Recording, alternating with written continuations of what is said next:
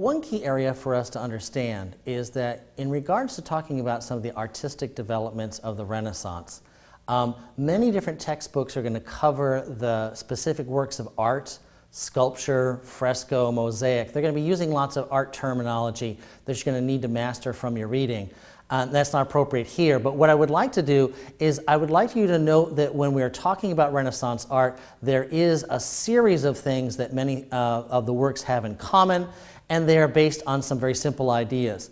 And what I want you to notice here in this painting is that there is energy, there's movement, there's an active effort to provide perspective, that figures are not just stick figures on a page, that they seem to have depth to them the way your eye perceives them.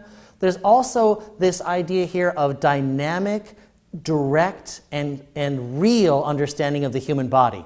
It's not stylized in such a way that everything is perfect. There are rippling muscles, and sometimes the figure might be too skinny or too thin. Their faces might be irregular, their hair might be irregular. In other words, there are elements here of all those things in an artistic understanding, and this is just one piece of many pieces of Renaissance art and sculpture that are useful for you to take a look at within the confines of how your chapter reading is going to introduce them.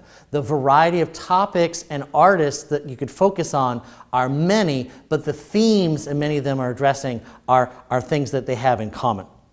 Now, this is then an idea of an artistic focus on nature, that it's a natural looking thing, that the human figures appear to as if they were walking down the street, that you can see them as real. They're not sort of like stick figures. If you would remember some of the early art you may have seen about Egypt or Mesopotamia, the figures were flat, they were highly stylized in how they were portrayed, they were stiff, all sort of in one line, very few curves.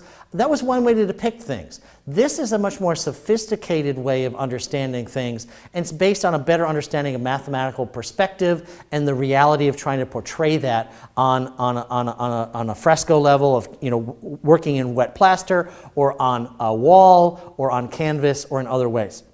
The other thing to notice here, and this is what's interesting, is it is going to focus much more on humanity. Actions of people, either interacting with the people from the Bible or classical scenes from ancient Greek and Roman literature. The idea here is that the human is going to be the focus of what's happening inside these things. Also, they're going to be an accurate depiction of anatomy, all right, and the movement of real muscle, that you can see in some of these paintings that the figures are contorting and bending and stretching. They're not sort of rigid figures like you might see from the ancient Egyptians. They are much more natural, there's movement to them, and they're real. They have more engagement for the person who's looking at them. It is something more than just sort of a stick figure on the wall. There's more energy to it.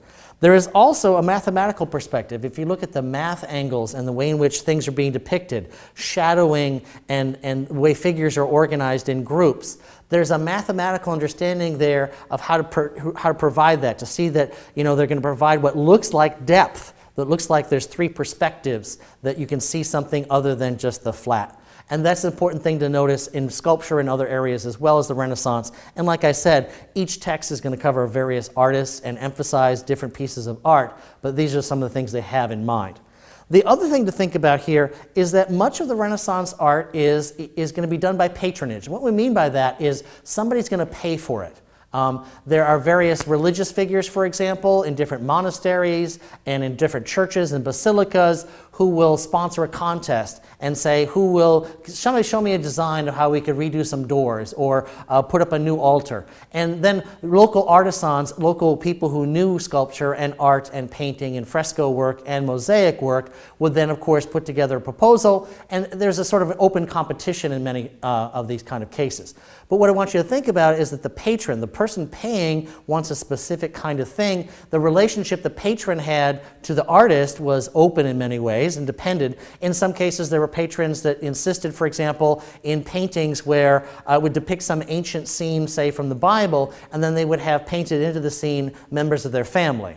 Now, obviously, members of the family were not there at the death of Christ, 1,500 years before, that's kind of an odd thing. But they were paying for the art, and they wanted to see themselves and their family depicted as sincere in their devotion to Christianity. Then that shows you some of the motivations of the patrons. Some were private, some were church-driven, others were, of course, royal courts and monarchs of different kinds. But nonetheless, many Renaissance artisans, painters, sculptors, and other people, woodworkers, metalworkers, would usually produce what was necessary on the basis of what their patron had decided, so that the artist would in many ways follow the patron. Now there will be other art as well where the artist is going to be given a very, very sort of loose kind of understanding of what to do and allowed to go do their thing, but that was a highly variable situation. And as we move forward, there'll be more and more artists who some are increasingly, court painters or reliant on getting commissions to do specific work in churches, and they will continue to replicate the kind of art that their patron wants. What's also going to happen, especially inside of the Renaissance movement, is that in order to sort of honor and cherish the developments of ancient Greece and Rome, many Renaissance architects and sculptors and painters as well are going to go back and take a look at what they can from the ancient era, especially in terms of architecture. Remember, when we talked about the Roman Empire, they were extremely good at construction. They had perfected how to use concrete, for example, and they were able to use that to build massive structures, temples, various kinds of marketplaces, Roman roads, for example. Many of them still exist in Europe to this day. That's high-quality construction. They also, though, had provided an idea for other people who came later. How did you build that? Pulling it apart and taking a look at how it was constructed. Aqueducts also, many temples. These are the kind of things that Renaissance artists and sculptors want to go back. They want to pull apart the Roman ruin, not for the sake of destruction, but to understand how it was constructed, because many of those construction techniques, understanding of technology, weight-bearing, concrete use, had been lost over time, and they're trying to recreate. Remember, Renaissance's rebirth? They also want to have a rebirth in construction materials and understandings of ancient Rome. So when they are looking at various things, they are continuing to review classic and religious themes as the major ways in which they are going to be doing their art, and they are going to, of course, have to follow the needs of the patron. So the dynamic tension that's being set up here are some artists, like many of the scholars of the medieval era, who knew their Greek and Roman texts. Are they spending too much time on secular, non-religious art, or should they devote themselves exclusively to religious art? That's a tension that's going to exist in many places. It will fade over time as the idea of the patron takes place. And remember, some of the most famous works of the Renaissance in this time period are created either by monarchs or by the institutional church itself in Western and Central Europe.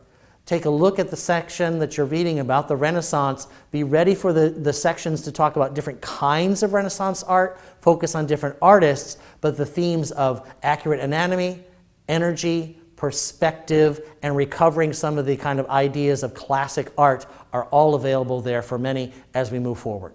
Also, be sure to check out and see if any of the sample questions will help you understand this basic area of the Renaissance.